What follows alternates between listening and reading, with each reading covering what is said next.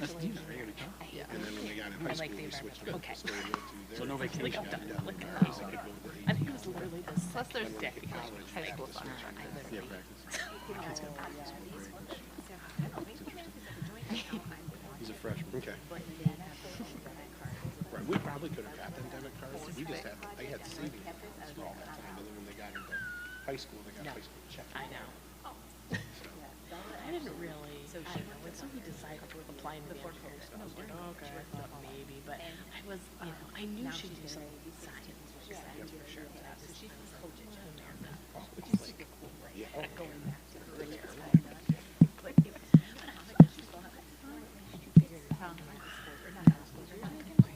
so she had to go.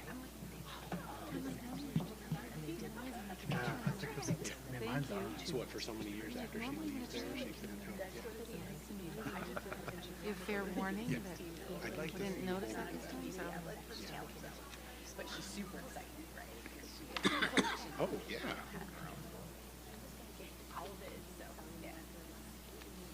It's funny to watch that, the way that they, like, I've got one saver and one spec. I think that if you have any two people in the middle, it never makes you happy, right? Pretty balanced. Really? No, my AJ is a saver, like, they are hilarious. They'll be like, I'm only buying 3 of these right now, because I don't want to spend money. And I'm like, what, if you're gonna get 6 of them anyway, just go and get it, right? And they're like, no, I gotta wait till my next one. The mics are live at this point, everyone. Okay. Yeah. It's a funny thing raising teenagers. Yeah, for sure.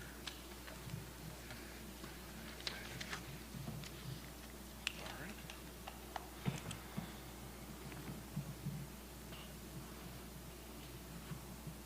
It's a bad time. My first pen is already dead.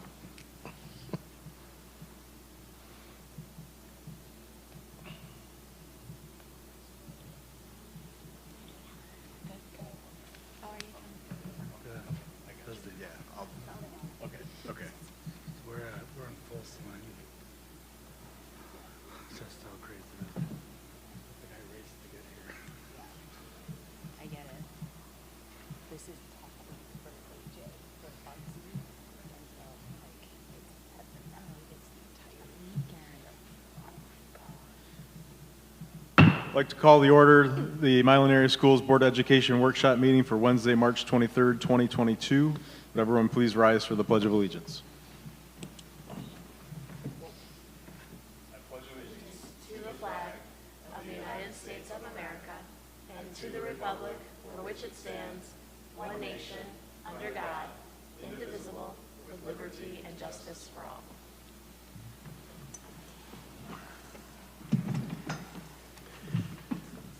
Good evening, everyone. Thank you for coming. All board members are present except for Ms. Kiger. She is excused. And we do have our student board member, Allie, with us. Thank you.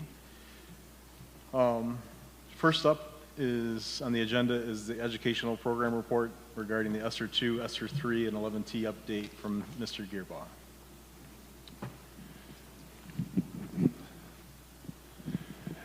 Good evening. We thought that it would be a good time to come as we're rolling from ESSER 2 into ESSER 3 funds to bring a presentation to the board to let you understand a little bit about how we've used the funds, how we are planning to use some of the funds, some of the work that's going to be done, need to be done to apply for the last grant that is out there right now, and then answer any questions that the board has regarding ESSER 3, ESSER 2, and 11T funds. And I'll explain what each of those are as we go through the presentation. So the first thing was, in response to the COVID pandemic, the United States Department of Ed put out several grants. These grants were called the Elementary and Secondary School Emergency Relief Grants, ESSER. And there were 3 different rounds passed by different legislative bodies at the federal government because it was over a couple of years. And you can see that for each of them, they kind of came up with their own name for that, but they stuck with also the name of ESSER 1, ESSER 2, and ESSER 3. Funds from each of the ESSER distributions were required to be used on very specific things, and those requirements have gotten more specific as we've gotten deeper into ESSER 2 and then ESSER 3. So backing up a little bit, just so everyone knows, in ESSER 1, Milan area schools received $117,527. All of that was allocated and spent, and you can see the items that we spent it on. iPads were the major purchase so that all of our students had devices when we were in a hybrid model. And then the Kids Reads Now program to make sure that our students had texts at home to be able to read when they were not at school. The ESSER 2 funds, the district received $569,773. Right now, that money is partially allocated and spent. I want to be clear on this. It's all in this year's budget, and because of the way we budget grants, it is both on the expenditure side and the revenue side at $569,773. But even though it's labeled as expended in the grant area, it truly hasn't been assigned to specific expenditures, and we'll talk a little bit more about that later, the remaining funds. The money that has been spent so far out of ESSER 2 has been spent on technology, a round of Chromebooks, our Lincoln Learning costs for our students that are doing virtual learning this year, personal protection equipment or PPE, and cleaning supplies. And then we did purchase additional lunch tables for our elementary buildings so that the students could space out a little bit at the beginning of this school year. ESSER 3 funds come with all of the same requirements of ESSER 1 and ESSER 2 and some even more specific restrictions. First, 20% of the funds have to be reserved to address the academic impact of lost instructional time. And there's a very clear definition of what that means and what expenditures are allowed under that definition. The second piece is maintenance of equity. And maintenance of equity looks at each of the schools in your district to look at their poverty level for that building. Because our buildings don't all have the same percentage of free and reduced lunch, if you have enough of a disparity, which we do because our elementary schools tend to have more free and reduced lunch applicants completed, what maintenance of equity means is that during the time that we are using ESSER dollars, we cannot treat the lowest 25% of our buildings, which for us, it's 30% actually, I think. 25, but because we have 5 buildings, because we have the alt-ed building, we have to actually do 2 buildings. So we don't just have 4 buildings, we have 5. So we have to do 2 buildings. Basically what maintenance of equity means is that we cannot,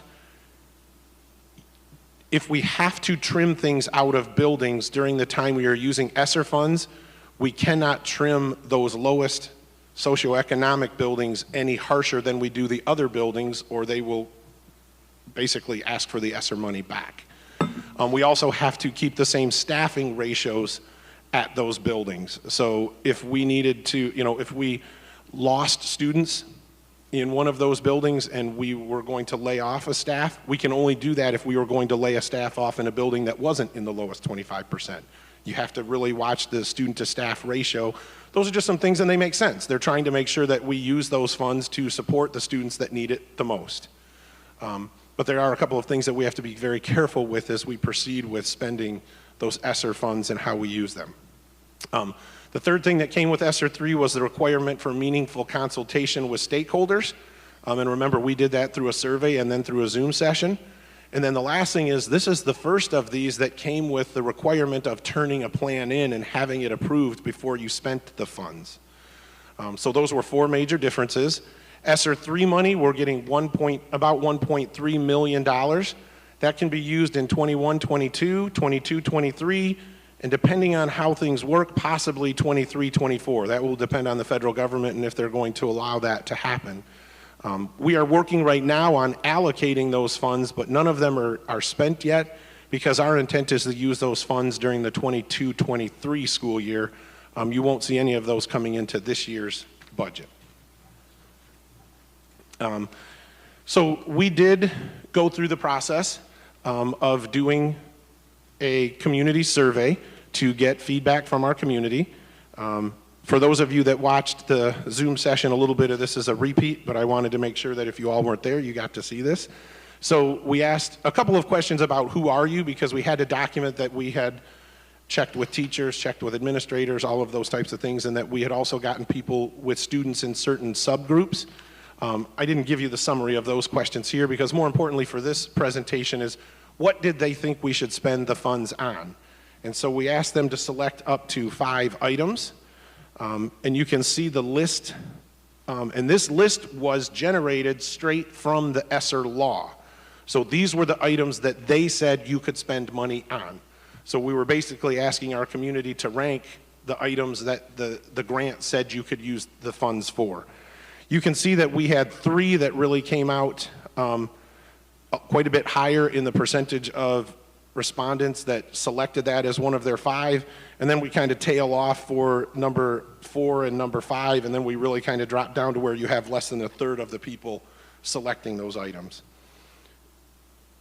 So again, our top 5 are to continue to employ existing staff, and that's to keep class sizes smaller and provide differentiated instruction, to provide mental health services and supports, to address the academic impact of lost instructional time, to purchase educational technology, including hardware, software, connectivity, and other devices, and to provide principals and other school leaders with the resources necessary to address the needs of their individual students.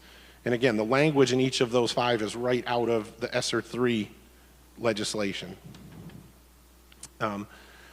Obviously, that gave us a good list, but then we also wanted to get some more input where people could actually speak to us and tell us why they felt things or what things they wanted to really bring out. So on January 27th, I conducted a Zoom session that had some of these same slides in it, and we talked about the survey, and then we gave them a chance to be able to talk to us about what they wanted. And the next 2 slides are items that were talked about, and as we did this, I asked them, you know, as you're speaking, I actually typed these things onto the screen that they were looking at during the Zoom session so that they could verify that what I typed was what they really spoke about. The parenthesis numbers state, example, retain staff for our youngest learners. 8, that means that 8 people in that Zoom session talked about that item. So you can see that was one of the top vote getters. The social emotional learning needs of our students got several votes. Professional development for parapros,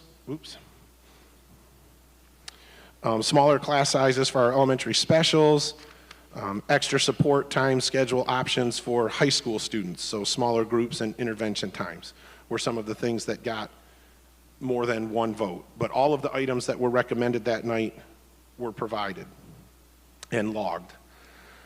So then our goal was we had to write an ESSER 3 plan. And basically, it was a very interesting process. You had 4 questions you had to answer, and you had, was it 500 characters or 500 words? You had 1,500 characters. That's it, to answer each of the 4 questions. So you didn't have a lot of room to elaborate on your plan. So these are the things that were included in our plan. Funds will be used to cover the cost of additional K-5 classroom teachers. Obviously, that was at the top of both our survey and the Zoom session input.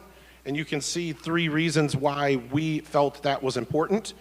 To improve our Tier 1 instructional strategies in our framework.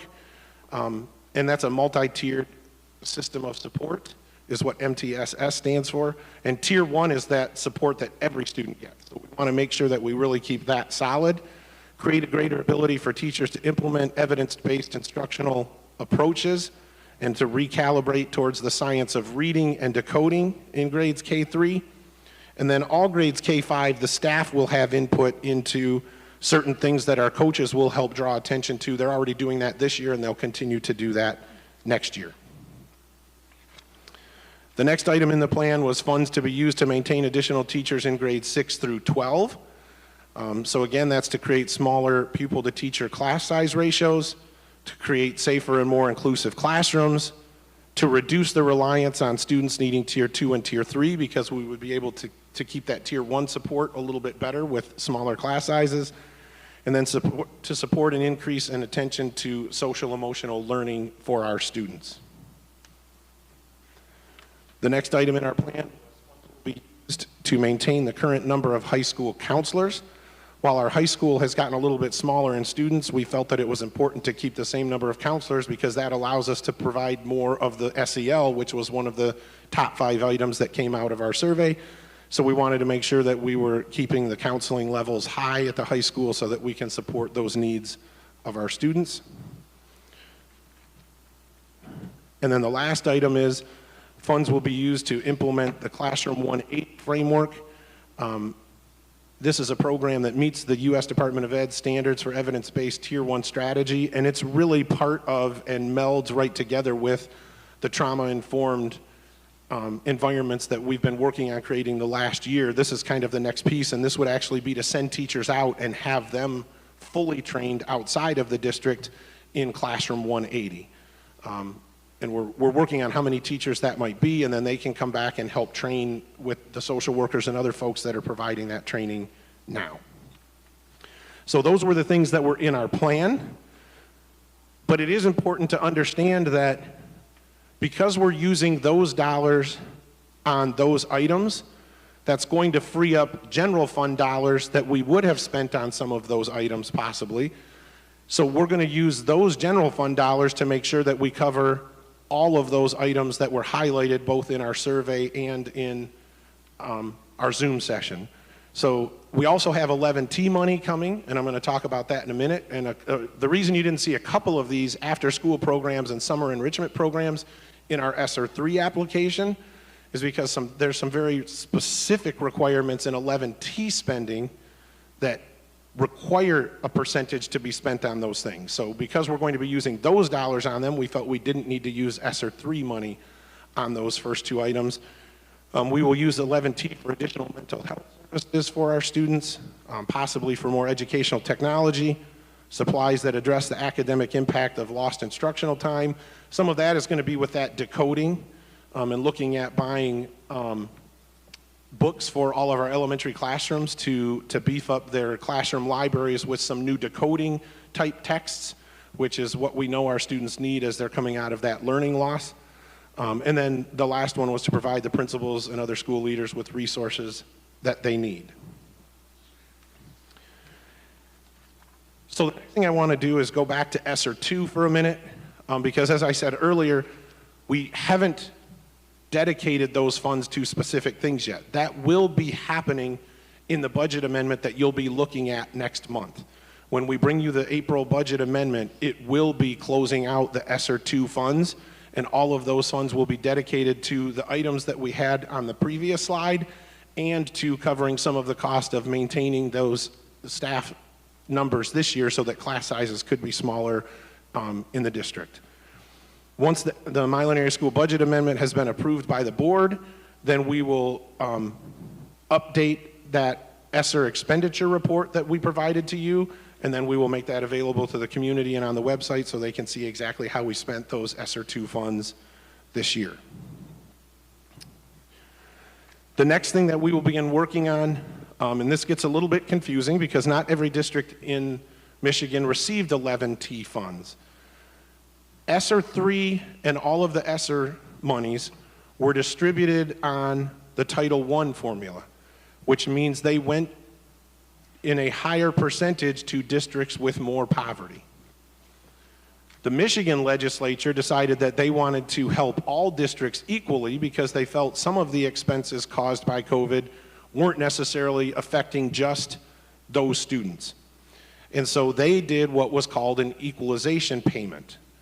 So what they did is they said, we want every district to receive $1,098 per student. If you didn't get that in your ESSER 3 allocation, then they would give you the difference between that amount and what you got in 11T money. Some districts had already received way over $1,098 or had received $1,098 and they just kept what they had and they only applied for ESSER 3. They won't even be dealing with 11T money. That comes into play in a minute when we start to explain some of the requirements on 11T money. So we did receive 11T funds, or we will receive them after we apply for them. So the first thing that's very different about 11T funds, they can only be utilized to affect students identified in these student subgroups: low income, racial and ethnic groups, English learners, children with disabilities, students experiencing homelessness, children in foster care, and migratory students. This language is right out of the federal government. So the state had to, just to explain a little bit more, the state had to apply to the federal government to tell them how they were going to use their ESSER 3 money, and this is what the federal government approved for the state to use it if they were going to give it in an equalization payment. So they really kept that 11T money following the requirements of it being used on those subgroups. The other requirements are that 51.4% of that money has to be used to address learning loss through evidence-based interventions. At least 10.3% have to be used for implementation of evidence-based summer enrichment programs. And at least 10.3% of the funds have to be used for the implementation of evidence-based before and after school programs. The issue is that summer school, the before and after school programs, and the 51.4% spent on activities to cover learning loss can only be spent on the students in those subgroups. So you can't use this money necessarily to pay a classroom teacher because they don't just service those students. You could use it to pay for a social worker who only works with those groups of students. You could use it to pay for a English language learner director that would help your English language learner students. So there are things that we can do, but this is even more specific as to the limitations on how you can use these funds. I say that because as we start to move through this process, we're going to go back out and get more feedback from our community on how to use 11T funds. And it's going to be really important that we explain these criteria before we tell the community just to tell us what they'd like to see them spent on, because this really starts to limit what they can really even tell us we should use them for. Once we do that and get the feedback from our community, then we will fill out the 11T grant, and then we will start looking at how we will use those funds next school year and the year after. And we would be able to use them for summer school for 3 summers, this summer and the next 2 summers. So those funds can be spread out a little bit. The same with the before and after school program. So those 11T funds reach a little bit farther out. That's why the application was just released about 6 or 7 days ago. So it wasn't even available to us until last week. So that's all the information on ESSER 1, ESSER 2, ESSER 3, and 11T. If the board has any questions, I can answer them. Based on the equalization payment formula, do we have an estimate of how much the 11T funds will be? How much money we'll be receiving in 11T funding? It's a little bit over $1 million. I think around $1.1, $1.2 million.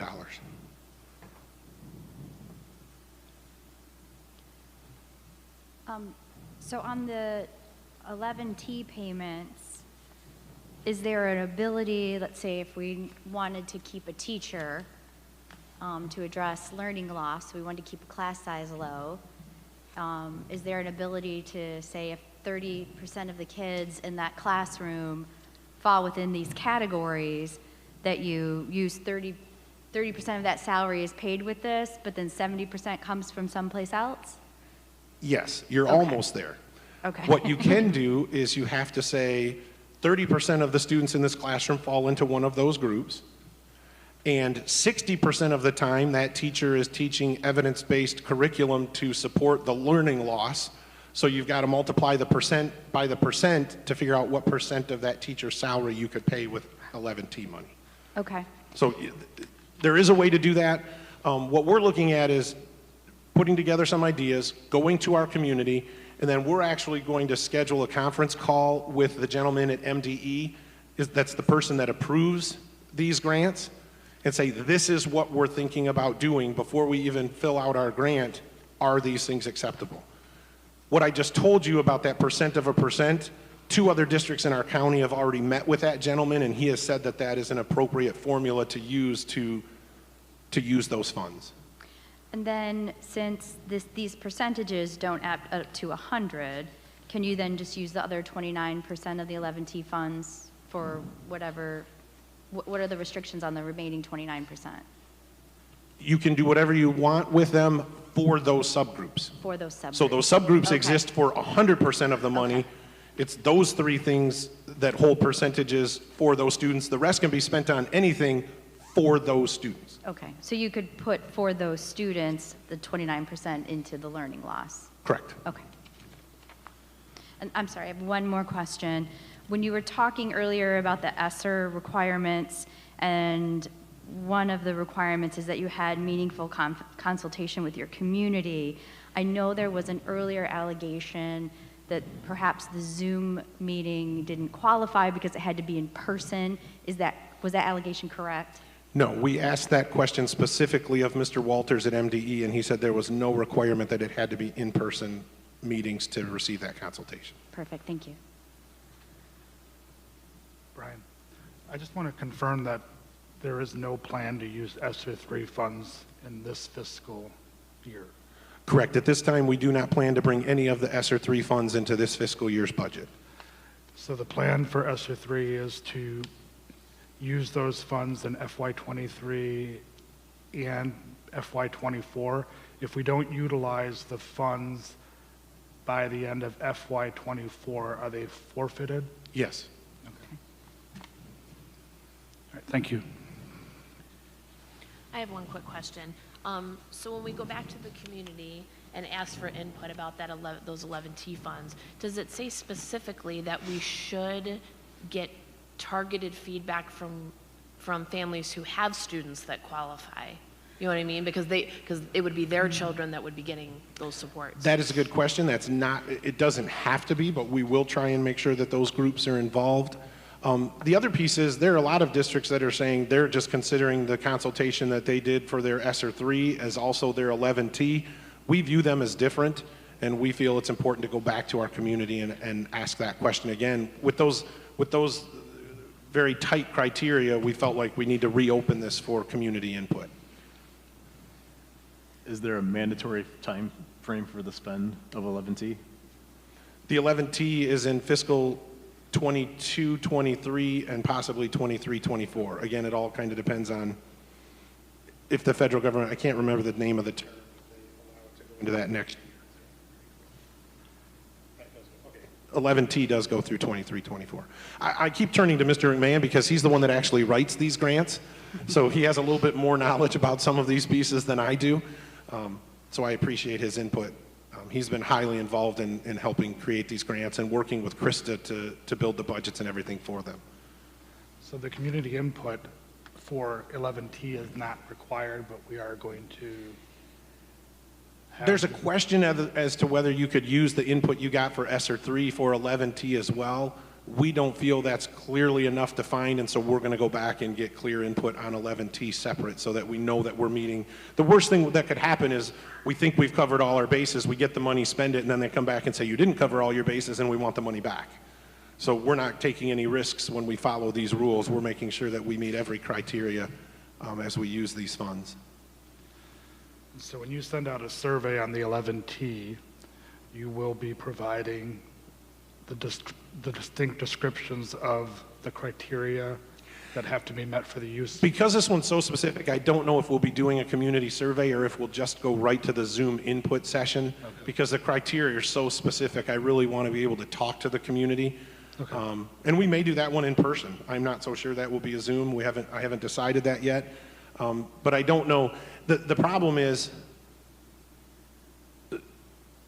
putting items into the survey that are already limited to 10 to 15 things, and then putting those other criteria on top of it, I don't know that a survey would be an effective way to get feedback. So I think we're going to look at just going to a meeting or a Zoom to get straight feedback from the community, because then I can do some presentation and some slides and explain all of this. And then we may take some ideas to them. We did that in our last presentation, right? We took them some ideas and said, these are some things we could do. What do you think about those, and are there other things you would like to see? So our intent is to do that too. So I think the format of either a Zoom session or a community live meeting makes more sense. So the 11T subgroups, do you have any, and this might be a question you need to get back to us on, but when you total up the number of students that are in those subgroups, any idea what percentage of our student population that ends up being? It's okay if you can't answer that off the top of your head. It's complicated. Low income would be in the 20% range. Racial and ethnic groups is probably about 10%, and that's not counting overlap, right? There Right. could be overlap, so Yeah. that doesn't mean it's 30% of our population. Right. English language learners, I think we have about 25 to 30 English language learners in the district. Homeless, that number goes up and down. We're probably in the 15 to 20 student range. Children in foster care is pretty limited in Milan. We don't have any homes or anything.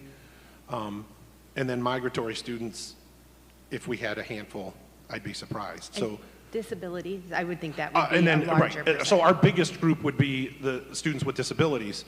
Part of what we have to look into there, though, is we're close to 100% reimbursement on special ed expenditures. So we have to look at how those two grants play off of each other, right? How does the reimbursement from the ISD for special education services play off of using these grant funds? It might not be the smartest way to use those funds because we can get reimbursed through the countywide millage for our special ed costs anyway. But isn't that reimbursement delayed, right? That's the one, so if we used it here, the painful thing would be that it would affect our reimbursement 2 years from now, right? Am I misunderstanding? Well, right, so part of the issue is, as you know, you're right, the payment is delayed. So your piece of the pie is calculated on 2 years ago. We did that so that a district kind of has to cover the cost for 2 years before it taps. What we don't know is if we use these funds to pay for it for 2 years, we would probably then have another 2-year delay because we weren't able to put it on our cost calculations for special education reimbursement because we weren't asking them for funds for it. So that's a conversation that the superintendents in the county we have to look at our plan too, because the ISD has an approved spending plan. We have to look at, is there a way to alter that formula so that it's not 2 years plus 2 years? Could those 2 years count so that then the next year it is reimbursable at our piece of the pie? Right. So, Okay. very So good question. if our piece of the pie goes down, what happens to those monies? So let's say there was $100,000 that would normally come to Milan from the WISD, and now we aren't eligible for that because of this money. Where does that other $100,000 go? Does it just get distributed amongst other school districts, or does it stay at the WISD? Yes and yes. So I'm never a fan of leaving the way money at that the the WISD. way that the formula in the county works is that based on expenditures 2 years ago, each district has a percentage. Okay. Each district has a percentage of this year's millage. So it's not necessarily the dollars from 2 years ago. The percentages from 2 years ago applied to the millage monies that are collected this year. You can't be reimbursed more than 100%.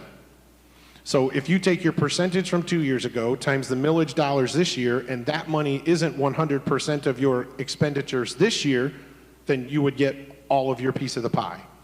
If your expenditures went down enough that your percentage times this year's collection is more than 100% reimbursement, you can't get more than 100% reimbursement, so that money stays in the Act 18 funds at the ISD.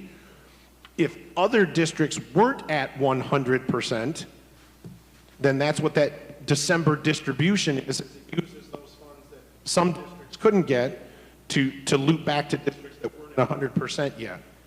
Once every district's at 100%, then that money would stay in a fund balance that would be used for future years when we weren't at 100%. So it does get distributed in future years back to districts. It isn't money that the WISD then can then No. spend? Okay, that's No. what I wanted to know. Any One other last question questions? on the 11T. When would those funds need to be used? I mean, is it a set period of time? Is We it- have the next 2 fiscal years to use that 11T money, and the application is due in the next 90 days. Okay, thank you. I'm going to jump in, Brian. With the close to almost 70% of the survey responses coming back with continuing to employ the existing staff to minimize and we used our ESSER II funding money to hire the 4 teachers. Is the intent to hire more teachers or to maintain the teachers we have now as the additional? We used some of the ESSER II money to maintain the lower class sizes. Basically, we didn't lay teachers off when we could have based on our pupil counts.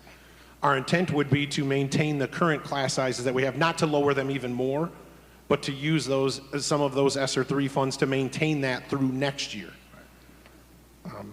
Because the ESSER II monies are gone, and so the general fund can't necessarily fund because we don't have the pupil counts necessarily to fund that level. So we would use the ESSER III money, and this has kind of been the plan all along, is to use the ESSER III money to maintain our current staff levels. Now that depends. If we have a huge kindergarten class come in, we may have to increase the number of teachers in kindergarten. But our intent is not to lower class size even more than it was this year necessarily. It's to keep it at the level that it was this year, which is lower than it's been in any past year. Did that answer your question? Yes and no. Is that more due to the fact that our decrease in enrollment, or that we didn't lay any teachers off? Both. It's a little bit of both. It's Okay. some that our total pupil count went down some, as did every district just about across the state. And when it went down, we did not lay teachers off and go to our normal class sizes of 26s and 27s. We kept them at 22s and 23s by keeping those staff on. Okay, so I guess what my question is, when we hired the 4 additional teachers, they were at the K through 5 level. And when I look at the plan you have here, maintain additional teachers in grades 6 through 12.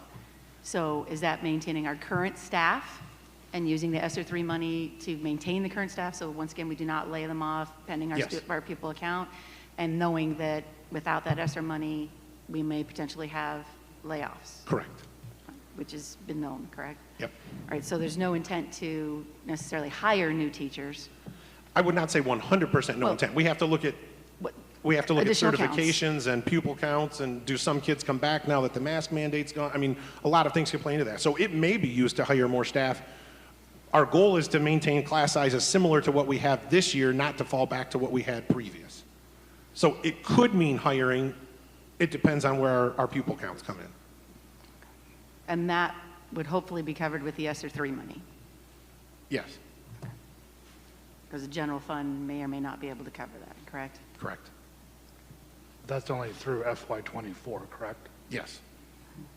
So you also have to be careful, you know, in some of those things. If you go out and hire an EL director, an English language learner director, you have to make sure that you either are only going to have that position for 2 years, or you are going to work that expense into your general fund after the ESSER III and 11T money is gone. And So right, that's some long-range planning that we have to do. You have to be very careful not to spend one-time money on permanent expenses unless you plan to build that permanent expense into your ongoing budgeting practices. and so currently, right now, we're hopefully looking at our ESSER money and not doing that, right, Brian? We're looking We're at our being ESSER money, very- what we yes. can maintain, and then pending our enrollment count, seeing what we can maintain on the general fund. Yep. There could be a time in the next few years when the grant funds are gone that we do have to look at right-sizing our staff again to the number of students we have, because the grant funds aren't there to pay for those positions anymore. That's definitely a possibility. So that's why we want to be very cautious with how we use those funds and make sure that we're planning to go into that year where those funds are gone, not then eating up fund balance in a too fast of a pace. Is, not to jump ahead on anything, but is any of our ESSER II or ESSER III money being used or already allocated for the psychologist position that we are looking at approving Right now, that would be covered through the reimbursement from the ISD.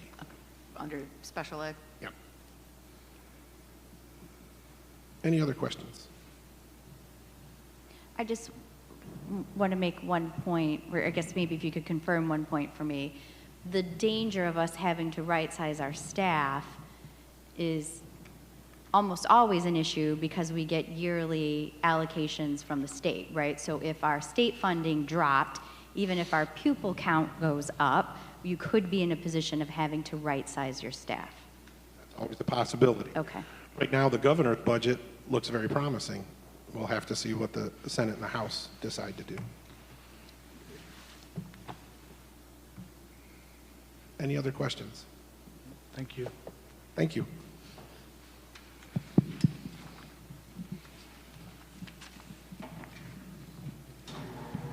Thank you, Mr. Yerbaugh.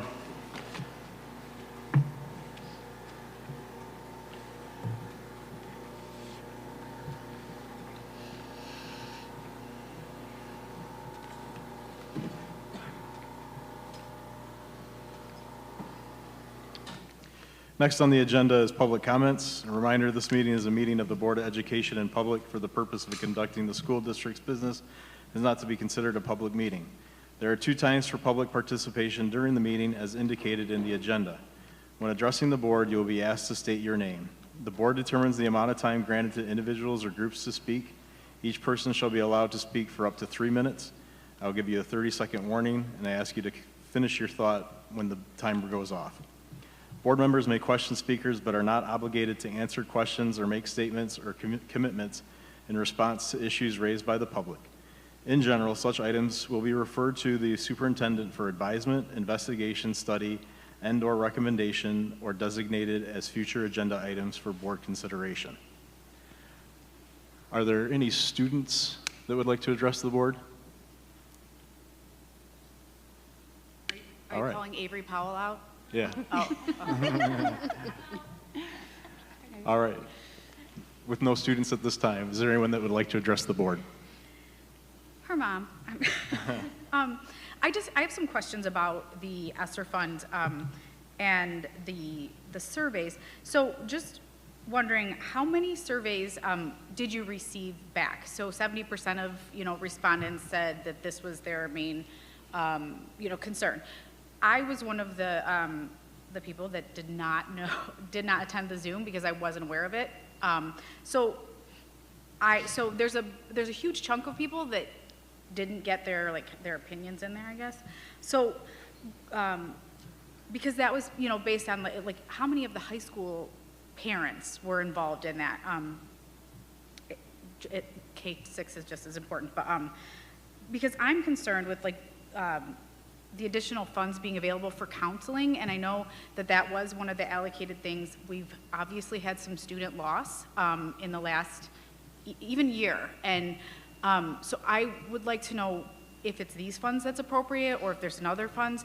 Like, how are these being brought in to actually, are there additional counselors? Are there additional bodies in here for these kids? Because mental health is a huge, huge thing for the high school. So maybe if we can pinpoint just some highlights on things that you've done or extras, because it's needed. But then if we could also, I have all my notes here, sorry.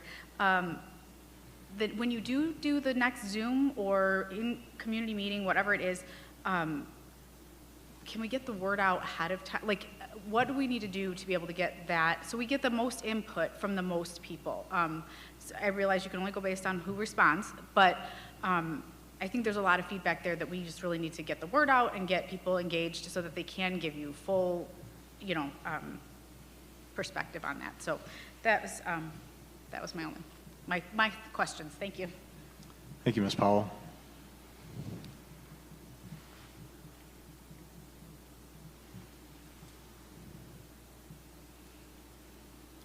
Hello, Tricia Parker. In regards to some of the funds, part of my question is like with my daughter, she has an IEP. She has a really rough time with literacy plus also math. She's been noted that she's at least a year behind her peers, if not further behind. With that being said, with her having the IEP, that also involves with reading assistance, some math assistance. When we got the IEP, we were then told that she no longer qualified for literacy lab, because then we would be considered double dipping into the program. How can we get that back on there, especially with having these excess funds to help relieve some of that learning loss? And that's one of the problems that I'm finding.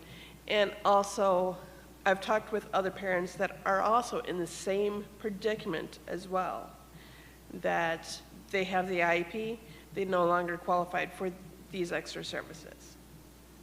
How can we try and get that back together so this way we can get our kids caught back up to their peers? Thank you. Thank you, Ms. Parker.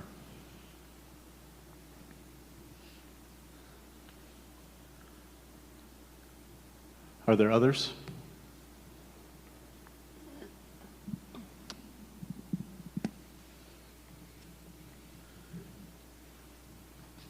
All right, next up on the agenda is the approval of the minutes. I need a motion to approve the minutes of the regular meeting of March 9th, 2022. Moved by Pharaoh. Support by Landingham. It's been moved by Farrow, support by Landingham. Discussion. There was an error in the minutes on the second page where we need to change his to her in two of the public comments. So if, Mr. Farrow, would you accept that amendment? Yes.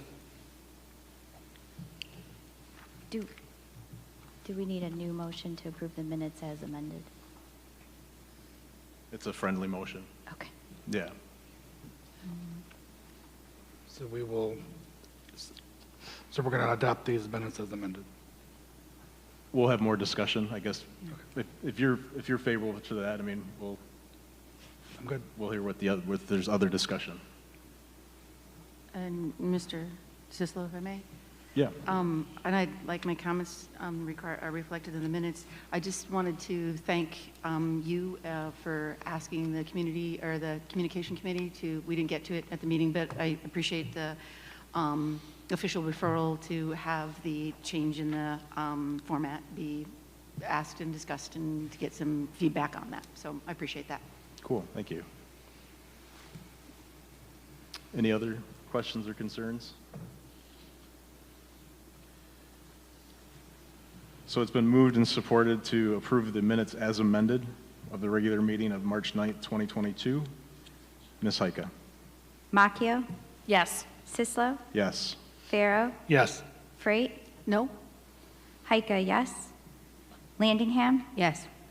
motion carries 4 to 1. 5 to 1, sorry. Had to count for Jan, I had to count. Next on the agenda is a psychologist appointment. I need a motion to appoint the following person to the teaching position listed and the base salary listed effective immediately. Moved by Pharaoh. Support. It's been moved by Farrow, support by Macchio. Discussion. Mr. Gearbaugh, not to put you on the spot or anything, but could you give a brief synopsis? I know it's part of the plan of like how we hope to effectively use this young lady throughout the district, because it's not just one psychologist throughout all the buildings is the plan. Yes. Could you just give us a little rundown? Yep. So currently, we have one psychologist for the entire district. She spends the majority of her time doing the required testing for special education students.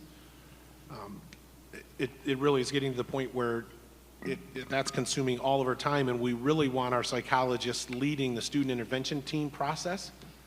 So right now, our reading specialists and our special education teacher consultants and principals and different people are managing that SIT process, and we really want someone to lead that so that we have more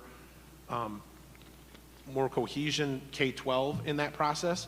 So the goal is to bring this psychologist on. For the rest of this year, she will shadow our current psychologist to kind of learn Milan and how we do things. She is coming in from out of state, so she's going to need to learn some of the Michigan ways.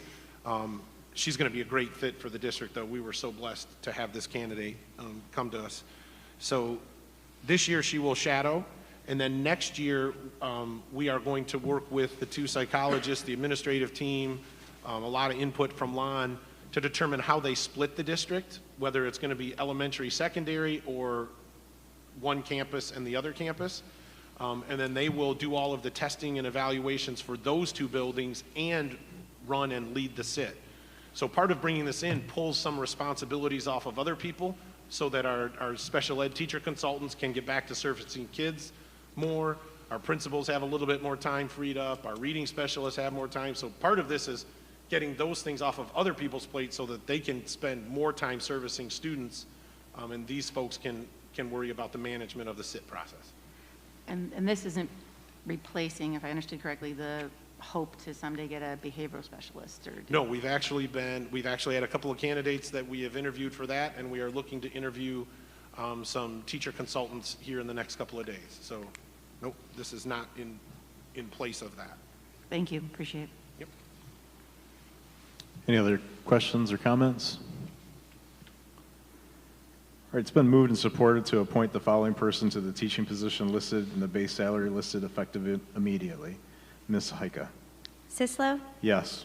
Farrow, Yes. Freight, Yes. Heike, yes. Landingham, Yes. Macchio. Yes. Motion carries 6-0.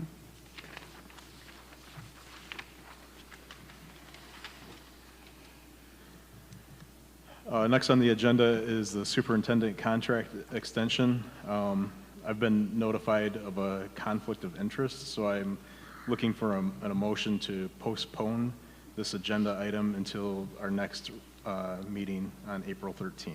So moved. Second by Farrow. Who moved it? Freight? Freight. Moved by Freight, support by Farrow. Discussion. Mr. Sislo, I'd like to announce to the public pursuant to board policy that I will be abstaining from the vote when this is brought back to the board due to a professional conflict of interest.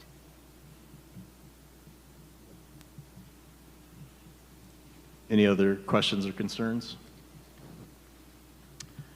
All right, it's been moved and supported to postpone this agenda item until until our next meeting on April 13th. Ms. Heike. Farrow, Yes. Freight, Yes? Heike, yes. Landingham, Yes. Macchio, Yes. Sislo. Yes. Motion carries 6-0.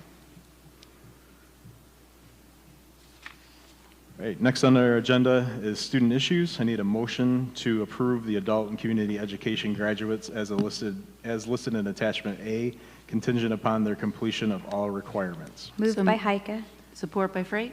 Moved by Heike, support by Freight. Discussion. I always want to support Connie, and very excited for yet another list of graduates. Very fun time. I'm really proud of all the program and everything that they do over there. Yeah, congratulations to all the students. Agreed. I just want to congratulate those students because that is a large accomplishment. It'll make a big difference in their lives moving forward. I concur. Connie and her staff do a great job. Their celebration that we went to the past was where they honored all the graduates that weren't able to participate before was outstanding. So and every time I drive by the middle school, I still want to call it the high school, and I drive by the middle school and see the planters and the paint there. That's a lot of great work that they did. So, all right, it's been moved and supported to approve the adult community education graduates as listed in attachment A, contingent upon their completion of all requirements. Ms. Heike. Freight, Yes. Heike, yes. Kiger, I'll get it eventually. Landingham, Yes. Macchio, Yes. Sislo, Yes. Farrow. Yes. Motion carries 6-0.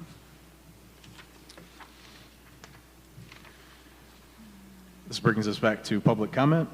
Just a reminder, this meeting is a meeting of the Board of Education and public for the purpose of conducting the school district's business. It's not to be considered a public meeting. There are 2 times for public participation during this meeting, as indicated in the agenda. When addressing the board, you will be asked to state your name. The board determines the amount of time granted to individuals or groups to speak. Each person shall be allowed to speak for up to 3 minutes. Board members may question speakers but are not obligated to answer questions or make statements or commitments in response to issues raised by the public. In general, such items will be referred to the superintendent for advisement, investigation, study, and a recommendation, or designated as future agenda items for board consideration. Is there anyone that would like to address the board?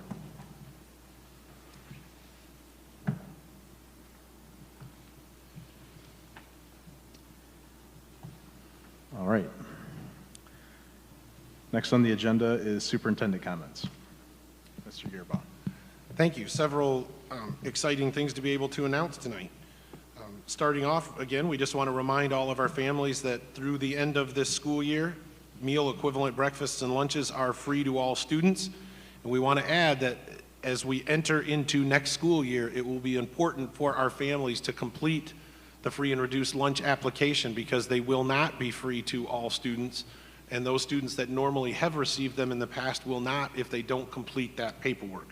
So just so the board knows, as our registration process begins to roll out for next year, we are going to have a heavy push in the community on getting folks to make sure that they apply for that free and reduced lunch because it's become very easy not to apply because you didn't have to receive it this year.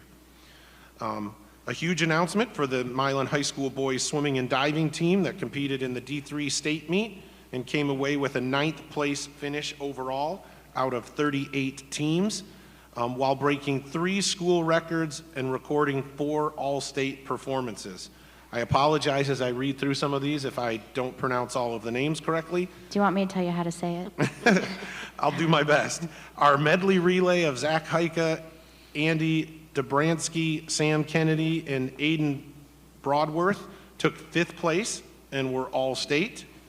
Andy Dobransky won the state championship in the 200 free, recording another all-state recognition and breaking his own school record. Zach Heike broke the 100 backstroke school record and recorded an all-state with a 4th place finish. Andy Dobransky broke his own school and D3 state record in the 100 breast, winning his 2nd state title of the day. His time is also an automatic All-American qualification time. And several other swimmers and relays earned points towards the final overall scoring, which again achieved the team a 9th place in the state, which is amazing. You have to understand the size of our team and the number of boys that actually qualified to go to the state meet. A 9th place overall finish is just phenomenal, and we are so proud of our swimmers. 3 high school ensembles and 1 middle school ensemble from our choirs performed Saturday at Solo and Ensemble Festival. All 4 ensembles earned the highest rating of excellent. And those 4 groups were the Milan High School Chamber Choir Tenor and Bass Ensemble, the Milan High School Chamber Choir Soprano and Alto Ensemble, the Milan High School Concert Choir Ensemble, and the Milan Middle School Ensemble. So congratulations to all 4 of those groups that performed and received the highest possible ratings at Solo and Ensemble. We also have a standalone bowler who took 9th place at the regional meet with a 6-game score of 1,004. Rachel Palado qualified with that score for the 2022 MHSAA Bowling State Finals. At the state meet, Rachel placed 26th with a 6-game score of 1,045 points.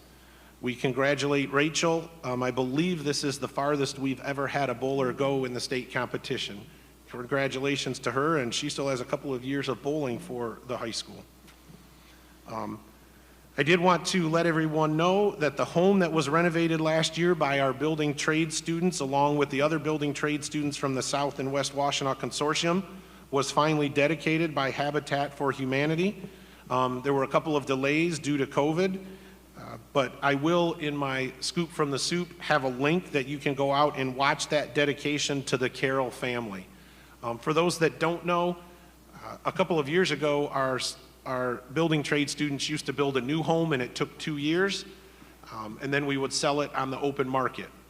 And due to all of the financial ups and downs in the market, it just started to get financially difficult for the South and West Washtenaw Consortium to continue to do that. It also was a little bit unrealistic with what our students would be doing when they actually come out of that program. They're not going to become builders that start building $700,000 houses. Working for Habitat for Humanity, what they do is they actually help gut and remodel an entire house. And there is no cost to the Southwest Washtenaw Consortium because Habitat for Humanity covers all the costs. We're just providing the labor. It also allows our students to get a lot more experience doing the things that they would be doing when they get out of the program.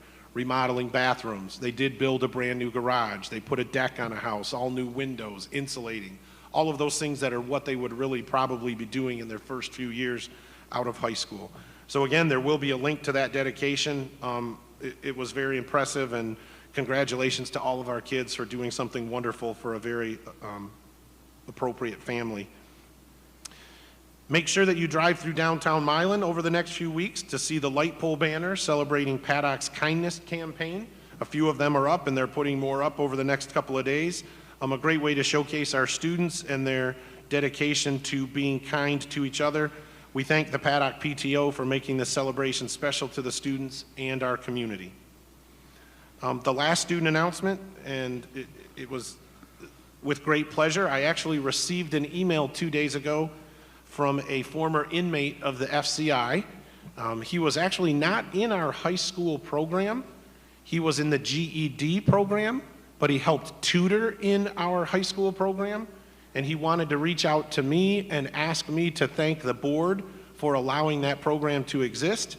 And now that he is out, he is actually going to try and campaign a little bit to see why we are the only FCI in the United States that offers a 4-diploma program. He did not have enough good things to say about it, and said even though he couldn't be part of the program, he saw so many inmates gain an education from that program that he wants to see it expand beyond our FCI. So I made sure to share that email that I received with the folks that run that program, and I wanted to make sure that I let you know that I received that email. On March 24th, tomorrow, Mr. McMahon and I will be conducting another session of the new staff orientation series. We look forward to working with those new staff members. In this session, now that they've been here for a little bit more than a half a year, we really start to open up on several topics and ask them for feedback. As a new staff member here, what are things that we could do better for you, and get some feedback on how we can continue to support them in their efforts as a new teacher. Some sad news: Carol Winter, a Milan Middle School teacher, lost her father to cancer on March 10th. A board update: board members Freight, Landingham, and Sislo attended the Washtenaw Association of School Boards Social Emotional Learning Session on Thursday, March 10th. The slide deck and ability to get the video were emailed to all of the board members, but I do want to thank those 3 board members for being able to attend that WASB event. Remember that Milan COVID data can be viewed by visiting Milan area schools and clicking on the COVID case data link. I can tell you that our numbers have been great for the last 3 to 4 weeks. They're staying fairly low. We're excited about that, and we hope that that continues, and that we don't see the wave come in. As you know, if you read, we usually are about 3 to 4 weeks behind the UK, and they're experiencing a wave. Hopefully, with our efforts that we have in place and the vaccination rates that we have, we're not going to see that happen, and we have not seen that start here yet. And so we are very happy to keep our numbers low. That's all that I have this evening. Assistant Superintendent comments. Mr. McMahon.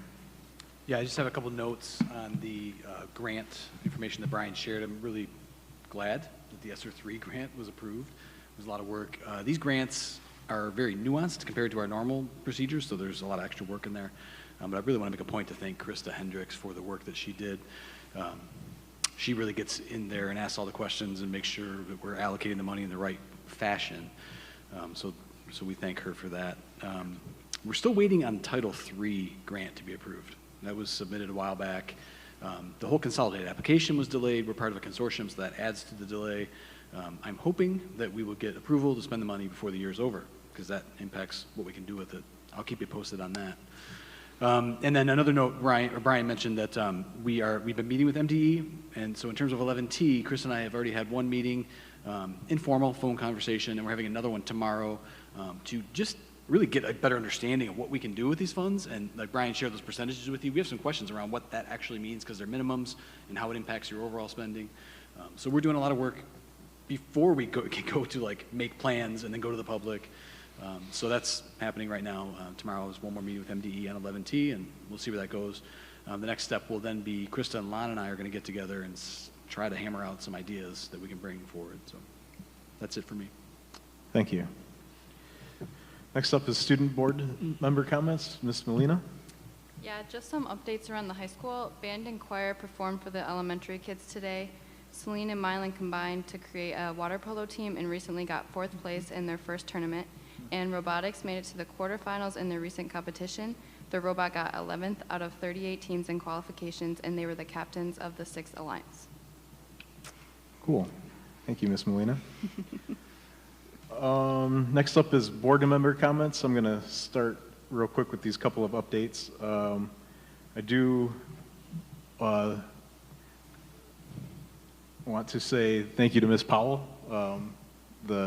It's appropriate that you were the first person that was able to use the lectern since you made the request. In regards to that, I think it will help with public comment with people that bring notes and such. So I appreciate that. We did have a meeting this past Monday. There was a recommendation by a member, and the committee agreed that it would be best for the transparency of the group that a member of the committee provide the updates from the group.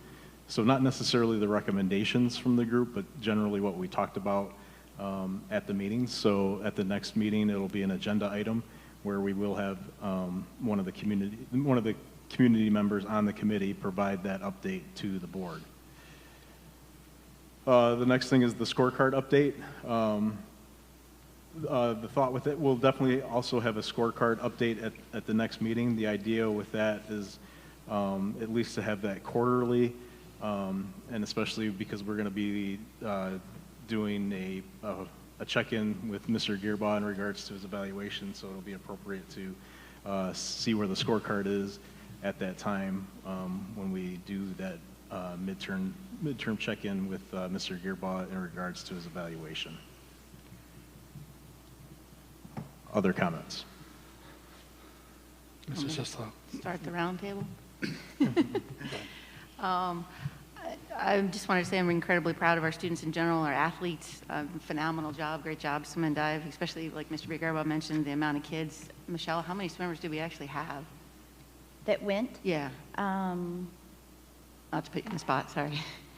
I think it's less than 10. I think there were Right. I mean, 8 total. you know, so 8 just- total, and two Right. swimmers had individual cuts, but there were 8 total that went. Right, so to think Or that- 9. I always forget the diver. Sorry, Stephen. But I mean, to think that we had less than 10 kids and we had a 9th place, that's incredibly commendable. You know, our bowler, that is the best that they've ever done, our choir coming back, it's just really, really nice to have that coming on. I got to go see the play, that was great too. It was nice to be in the theater again. And just every day showing up, Allie's here at all of our meetings, and with all of the craziness in our world right now, I'm really, really proud of our kids that come in and wear that block M on their backs. They represent us really well. Tomorrow night, just for those of you that know, the WASB is doing elections for the exec board again. Surprisingly, maybe not, nobody else is rerunning, so they're kind of just representing us, and that would be Michael McVeigh as the president, Jessica from Ann Arbor, sorry, can't think of her name right now, as the vice president, myself as the communication person, and Thomas from Lincoln as the treasurer. They think we got 3 people to do the official follow the bylaws and get reelected. As I'm the representative, I think I should at least ask you guys, is it okay that we go forward with that? Because we're supposed to get so many votes, and it seems kind of goofy to vote for myself without getting your approval. So in the event that we don't have very many people getting there and we need so many votes, you guys okay with moving forward with us serving another, I think it's a 1.5-year minimum term to do it again. So we'd be in office again. You Everybody have okay our with that? vote. All right. Sounds good. I just didn't want you guys to be like, wait a minute, what's going on? So we're going to do that and then hold another meeting. On the same topic, as far as the exec board goes, we did the social emotional learning. We also did the update on the thing. If there's any classes for training through the MASB that anybody's like, hey, I'd like to do this, but it's hard. We keep trying to come up with different ones that we could hold at the ISD to make it easier for our district. So if there's one that you're like, hey, I've been elusively trying to get this one, please let me know. And or any topics that you'd like brought so that we could have a Zoom or a meeting to get those addressed, by all means, please let me or anybody else on the board know. Because we're trying to address some needs here and get something done, and a little bit better use of our exec board and our ISD, if you will. So thank you for that. Cool. Yeah, thanks for being part of that and being part of the presentations that we've had these past couple of times. They've been helpful. Thank you. Yep. Mr. Farrell. Just a couple notes. I think the board is aware I'm helping Ms. Freight and Ms. Macchio on an interim basis on the college scholarship committee. So I just want to thank Kirsten and Carrie. I've enjoyed being part of that process. Mr. Gearbaugh talked about the home that was worked on by our students and students from the consortium. The YouTube video that Mr. Gearbaugh shared with us was great and very heartwarming. My understanding was that the process took 2 years of delays because of COVID. So if you get a chance to check out the YouTube video, I really recommend it. Just a couple of notes. The Milan Middle School Parent Group meeting on March 10th was canceled, but I did want to thank Kim Jasper for providing me the slide deck. It's just good information. Also, my kid will probably kill me, but Milan Middle School spring dance is tomorrow, 2:30 to 4. I cannot be there, but I hope to hear about it. And then the other thing is if you're not aware, MASB is going to have their Michigan Board Awards Night. It's being conducted virtually on April 27th at 7 p.m. Thank you. Thank you, Mr. Farrell. Ms. I Langham? have no comments this evening. Okay. Don't everybody be too shocked. Ms. Macchio? Oh, just gonna skip me? Oh, I thought I was. Doesn't matter. And then come Oh, back. okay. I didn't really have much. I was just going to say it is really nice to start getting updates about things happening in person that just seem so normal. It's such a breath of fresh air and very encouraging. And I just wanted to wish all of our families and especially our staff a very restful, normal, relaxing, happy and healthy spring break. So we hope you enjoy that downtime. You deserve it. Thank you. Ms. Heike? I want to congratulate our solo ensemble choir teams. As someone who cannot sing at all, I find that super impressive. And also to our bowlers, I know that that's the farthest that we've had people in that program is, from where I've been watching it over the years, it really seems to be growing and taking off. So I really want to congratulate all of them for their hard work they put in. And of course, I want to congratulate the swim team on their great weekend. I also think, too, that for the community to know, the swim team, I think, is a great microcosm of our community generally. I don't know if everyone knows, I always just assume people know, but the coach is Dan Heike, who is my husband, who is a Milan graduate. And he purposely came back to this community to teach and coach in the community that he grew up in, because he wanted to contribute to the community that had given him so much. And Zach, who Mr. Gearbaugh mentioned, who broke the 100-back record, he's been eyeing that record since he was a 6th grader.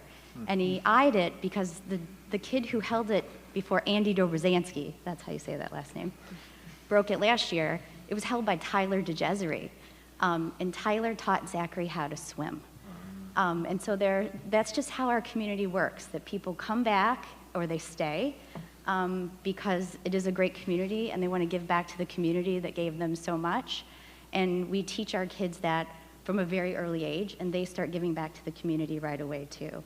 To the point where Zachary's already asking what kid has he taught to swim in the last 2 years that will break his record in the next few years. So it's just a nice microcosm, I think, of how our community works and what makes it so wonderful. Also, congratulations to the robotics team and the polo teams. I love the updates that you see on Facebook about how well that they're doing, and you get them to periodically watch them and see little videos. So whoever parent does that, please keep doing it, because I really look forward to watching them over the weekend. So thank you. Cool. I want to thank Mr. Gearbaugh for the ESSER presentation. That was very helpful, along with the assists from Mr. McMahon. And then I do want to thank the people that came and gave us public comment this evening. We really appreciate hearing that feedback in regards to what we can do to improve, especially on the community engagement side. Other than that, I have nothing further. Any other comments or concerns? Meeting's adjourned at 8:12.